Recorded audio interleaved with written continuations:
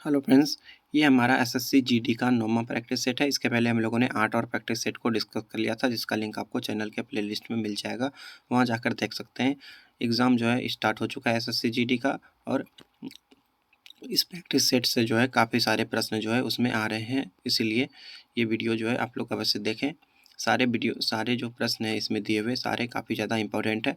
तो शुरू करते हैं हमारा क्वेश्चन। हम लोग जो है अभी जीके जीएस यानी कि जीके और साइंस के प्रश्नों को डिस्कस कर रहे हैं और हिंदी के प्रश्नों को डिस्कस कर रहे हैं। तो अभी हम लोग शुरू करते हैं जीके के प्रश्नों से।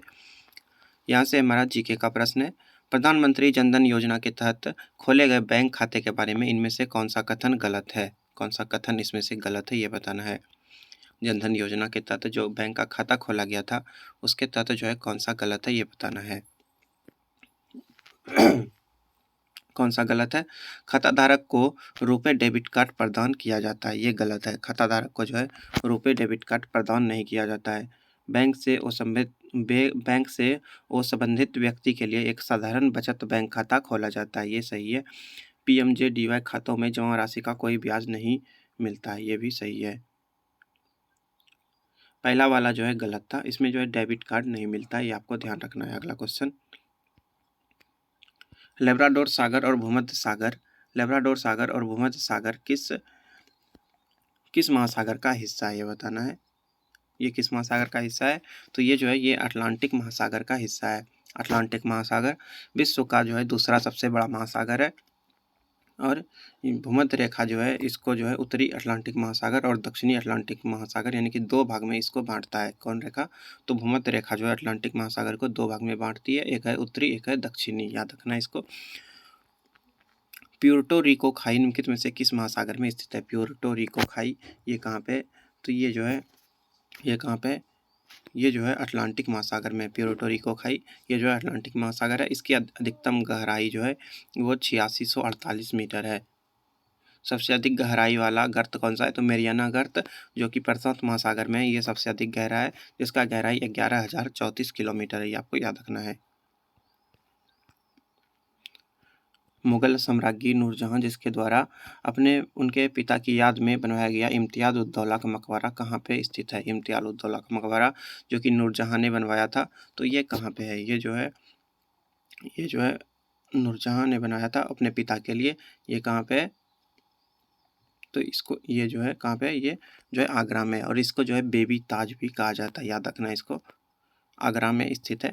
उपभोक्ता संरक्षण अधिनियम 2019 के अनुसार निम्न में से किसे उपभोक्ता माना जाता है? निम्न में से किसे उपभोक्ता माना जाता है? उपभोक्ता संरक्षण अधिनियम 2019 के अनुसार किसको उपभोक्ता कहेंगे? इसके अनुसार उपभोक्ता वो होता है जो एक प्रतिफल के एवज में किसी भी माल या सेवाओं की आपूर्ति करता है, किसी भी माल या सेवाओं की खरीदारी करता है, ये जो है वो जो है क्या कहलाता है? उपभोक्ता कहलाता है।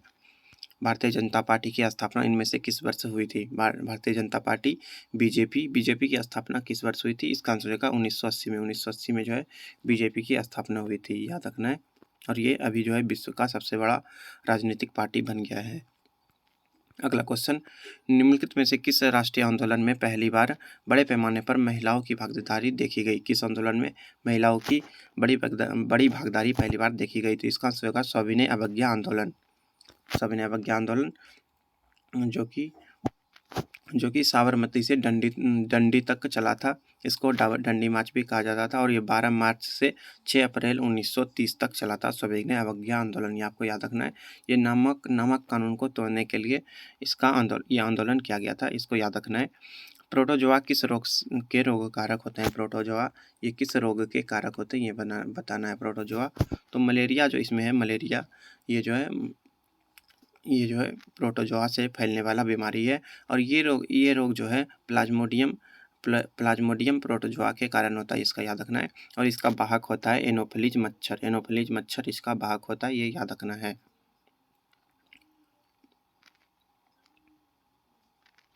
मिट्टी की सबसे निचली परत को क्या कहते हैं? मिट्टी की सबसे निचली परत को क्या कहते हैं? मिट्टी का जो सबसे निचला परत होता है उसको तल सेल कहा जाता है, ये आपको याद रखना है। तंजावुर का बृहदेश्वर मंदिर जिसे पेरिया कोइल या बड़ा मंदिर भी कहा जाता है, किस भारतीय राज्य में स्थित है? ये किस भारतीय राज्य में स्थित है? तो ये जो है तमिलनाडु के तंजावुर में स्थित है, आपको याद रखना है। तमिलनाडु के तंजावुर में स्थित है और ये जो है लगभग 1000 ईस्वी में बनवाया गया था। राजा चोल शासक था राजराज प्रथम, उनके द्वारा ही इसको बनाया गया था। तंजावुर के बृहदेश्वर मंदिर को याद रखना है। बाबर ने डैश नामक युद्ध की पद्धति की शुरुआत की थी, जिसमें सेना को विभिन्न डिवीजनों में विभाजित कर दिया जाता था ताकि दुश्मन को हर तरफ से घेरा जा सके। कौन सा युद्ध पद्धति का शुरुआत किया था बाबर ने?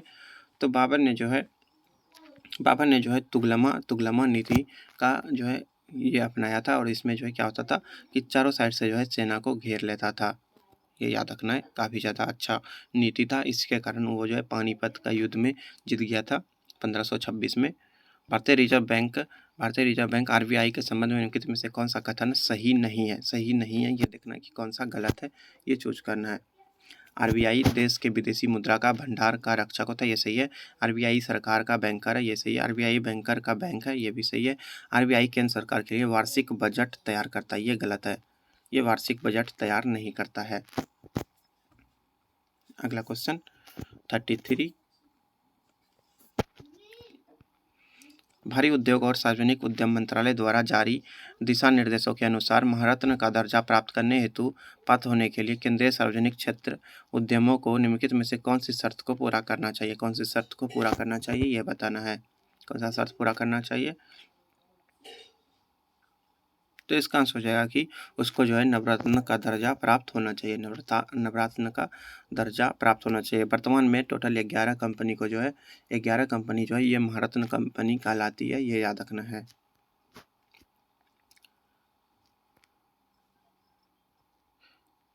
अगला क्वेश्चन, निम्नलिखित में से किस बाघ अभ्यारण्य को 10 वर्षों के लक्ष्य के स्थान पर 4 वर्षों में बाघों की संख्या को दोगुना करने के लिए नवंबर में पहला अंतर्राष्ट्रीय पुरस्कार TX2 प्रदान किया गया? यानी कि मात्र 4 वर्ष में जो है बाघ का संख्या को दोगुना कर दिया गया है और इसको पहला अंतर्राष्ट्रीय पुरस्कार TX2 प्रदान किया गया है। कौन सा बाघ अभ्यारण्य था, ये बताना है। तो ये जो है पीलीभीत बाघ अभ्यारण्य मिला, ये उत्तर प्रदेश में इसको TX2 अवार्ड मिला है, याद रखना है। फारसी इतिहासकारों ने मुस्लिम सुल्तानों का वर्णन इस रूप में किया है। फारसी इतिहासकारों ने मुस्लिम सुल्तानों का वर्णन किस रूप में किया है, यह बताना है। किस रूप में किया है? तो ईश्वर की छाया के रूप में किया है, ये आपको याद रखना है। यहाँ से आपको जो है काफ़ी अच्छे से रिवीजन हो जाएगा, तो वीडियो को पूरा अभी अवश्य देखें, इससे आपको काफ़ी ज़्यादा लाभ मिलने वाला है। गीता रहस्य पुस्तक किसने लिखी? गीता रहस्य पुस्तक किसने लिखी? जो म्यांमार की मांडले जेल में उनके द्वारा भगवत गीता पर लिखी गई एक टीका है। गीता रहस्य एक पुस्तक है, ये किसने लिखा है, ये बताना है। तो ये जो है बाल गंगाधर तिलक के द्वारा जो है मराठी भाषा में लिखा गया था। कौन सा भाषा में? तो इसको मराठी भाषा में लिखा गया था, याद रखना है। मराठी भाषा में लिखा गया था और 1915 में इन्होंने बर्मा के मंडले जेल में ये लिखा था, जेल में ही ये लिखा था गीता रहस्य। किसने लिखा था? बाल गंगाधर तिलक ने, याद रखना है। किसी द्रव का उसके क्वथनांक से कम किसी भी तापमान पर गैस में परिवर्तन को इस नाम से जाना जाता है। द्रव का उसके क्वथनांक से कम किसी भी तापमान पर गैस में परिवर्तन जो होता है उसको क्या कहते हैं? तो उसको जो है वाष्पीकरण कहा जाता है, वाष्पीकरण कहा जाता है, याद रखना है। किस संशोधन अधिनियम के अनुसार बेटे बेटियों और उनकी माताओं को पारिवारिक संपत्ति में बराबर हिस्सा प्रदान किया गया है?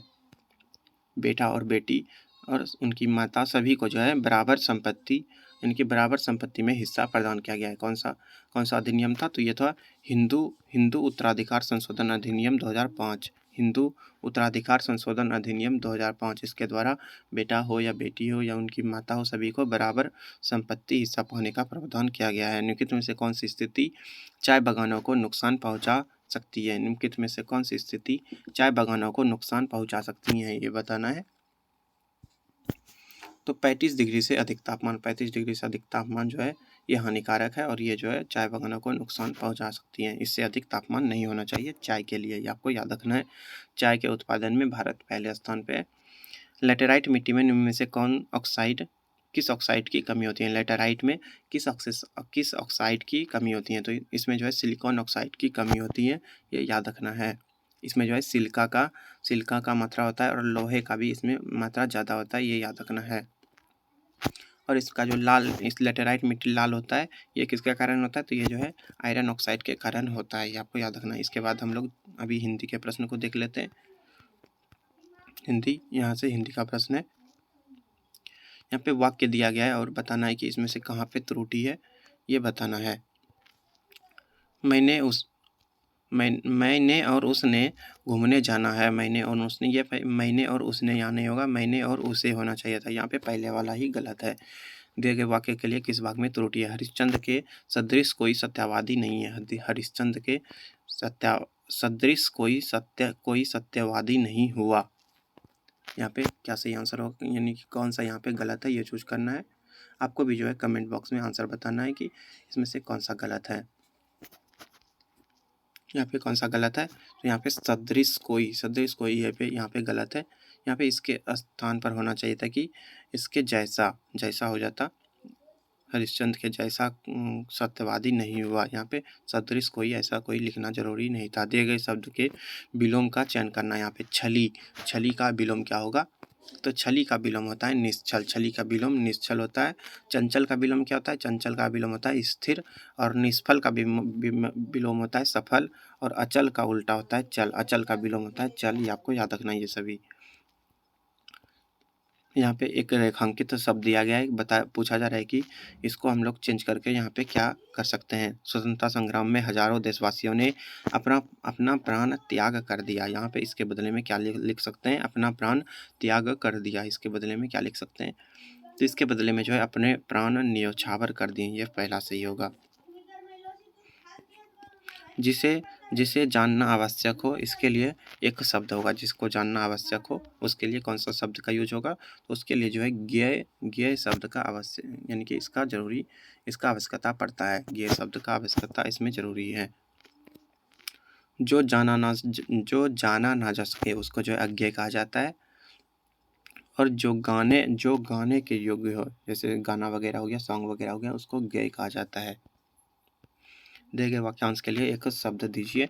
जो अपनी हत्या कर लेता हो उसका क्या बोलेंगे? उसको जो है आत्मघाती कहा जाता है, आत्मघाती। और हत्या जो करता है उसको हत्यारा कहा जाता है। और जिसमें बल ना हो वो दुर्बल कहलाता है, ये आपको याद रखना है। कितने में से शुद्ध वर्तनी शब्द कौन सा है? शुद्ध इसमें से कौन सा है? निर्दयी इसमें कौन सा लिखा हुआ है, ये बताना है। तो इसमें से ये निर्दय दूसरा वाला सही है, याद रखना है इसको। निम्नलिखित प्रश्न में से दिए गए 4 विकल्पों में से उस विकल्प का चयन करें जो मुहावरे का अर्थ को दर्शाता है। उल्टे पांव लौटना, इसका क्या अर्थ होगा? उल्टे पांव लौटना, इसका आंसर होगा निराश लौटना। उल्टे पांव लौटना मतलब निराश लौटना। ये मुहावरा एक तरह का। दिए गए शब्द का विलोम शब्द का चयन करना। यहाँ पे विलोम संयमी का विलोम क्या होगा? इसका विलोम क्या होगा? तो इसका विलोम होता है व्यभिचारी। संयमी का विलोम होता है व्यभिचारी। भ्रष्टाचार का विलोम क्या होगा? तो इसका विलोम होगा सदाचार इसका विलोम होगा, याद रखना है। उसके बाद यहाँ पे विकृत दिया हुआ है। विकृत का विलोम क्या होगा? वो विकृत हो जाएगा। वो विकृत का विलोम हो जाएगा, ये आपको याद रखना है। और दुष्चरित का विलोम होगा सच्चरित इसका विलोम हो जाएगा, ये आपको याद रखना है। यहाँ पे ये दिया है वर्ड, इसको देखना है कि कहाँ पे गलती है। अगली गोष्ठी मेरे निवास स्थान में होगी।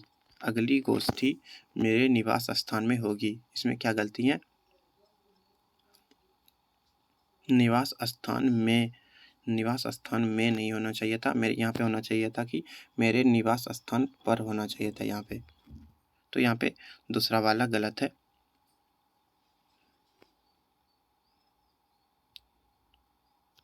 दूसरा वाला गलत है, ये आपको ध्यान देना है।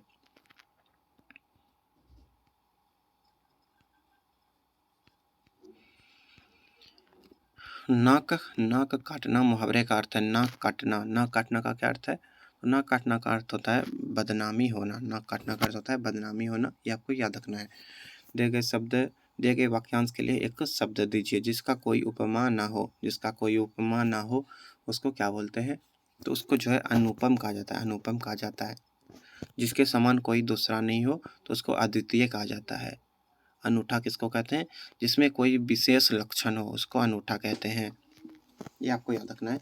कल्पना से परे हो उसको कहा जाता है कल्पनातीत। गेह किसका पर्यायवाची है? गेह जो है ये किसका पर्यायवाची है ये बताना है। तो ये जो है घर, घर हो, सदन हो, निवास हो, आलय, भवन, ये सभी का विलोम होता है गेह। आपको याद रखना है। निम्नलिखित में से शुद्ध वर्तनी वाला शब्द कौन सा है? शुद्ध शुद्ध इसमें से कौन सा है? अक्षौहिणी। अक्षौहिणी कैसे लिखते हैं? तो ये जो है तीसरा वाला सही है, अक्षौहिणी। इसको ध्यान से देखना है। कौन सा शब्द बादल का समानार्थी शब्द है? बादल का समानार्थी कौन सा है? तो बादल का पर्यायवाची मेघ, जलधर, वरिद, नीरद, धराधर ये सभी होता है। तो इसमें कौन सा सही होगा? इसमें हो जाएगा अम्बुद। अम्बुद भी जो है ये बादल का ही पर्यायवाची है, आपको ध्यान रखना है। उसके बाद यहाँ पे जो है खाली स्थान है, गद्यांश को पढ़ के यहाँ पे आंसर देना है। पहले नंबर पे, दूसरे नंबर पे, यानी कि पाँचों जगह भरना है। शिशु को यदि हम अपनी राष्ट्र की अमूल्य डैश के रूप में देखना चाहते हैं तो क्या यहाँ पे होगा? डैश के रूप में देखना चाहते हैं। क्या रूप में देखना चाहता है आदमी? तो इसका आंसर हो जाएगा निधि के रूप में देखना चाहता है। निधि यहाँ पे आ जाएगा पहला नंबर में। उसके बाद है कि तो उसे एक ऐसा डैश वातावरण में रखना पड़ेगा। कैसा वातावरण में? तो सुंदर या फिर आदर्श क्या होगा यहाँ पे? यहाँ पे हो जाएगा उसको जो है